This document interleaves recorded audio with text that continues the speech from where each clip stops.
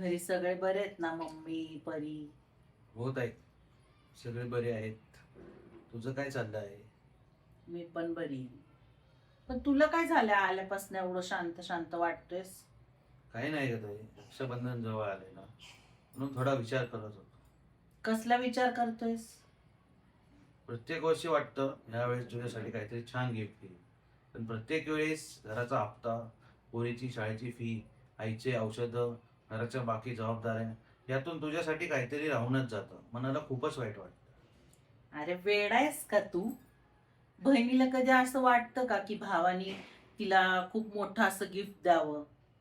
आणि मला माहितीये, लहानपणापासूनच तुझ्या अंगावर घराची सगळी जबाबदारी पडली. जेव्हा आपले पप्पा गेले तेव्हापासून सगळ्या घराची जबाबदारी तूच तर सांभाळतोयस. आणि आता पण सगळं, आईचं आजारपण, पोरीच्या शाळेची फी, हे सगळं तू बघतोयस. मला कसं वाटेल की तू माझ्यासाठी मोठं गिफ्ट घ्यावं? अरे तुम्ही सगळे खुश राहिले, आनंदी राहिले, तू खुश राहिला, ह्यातच सगळं आलं.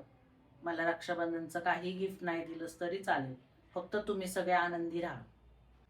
तू माझी मोठी बहीण आहेस ना, म्हणून वाटतं तुझ्यासाठी तरी काहीतरी खास करावं. अशी माझी खूप इच्छा आहे.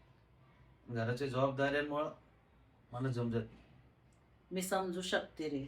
तू कधी पण माझ्या कुठल्या पण वाईट वेळेला अर्ध्या रात्री माझ्यासाठी हजर असतोस. आणि सगळ्या माझ्या सुख दुःखात तू असतोस. एका बहिणीला अजून काय पाहिजे? तिचा भाऊ जर तिच्या पाठीशी असला तर ह्याच्यापेक्षा मोठं गिफ्ट काय असू शकतं? मला दुसरं काही नको तुझ्याकडनं. आई, जोपर्यंत मी आहे तोपर्यंत तुला कधीच एकटं पडू देणार नाही.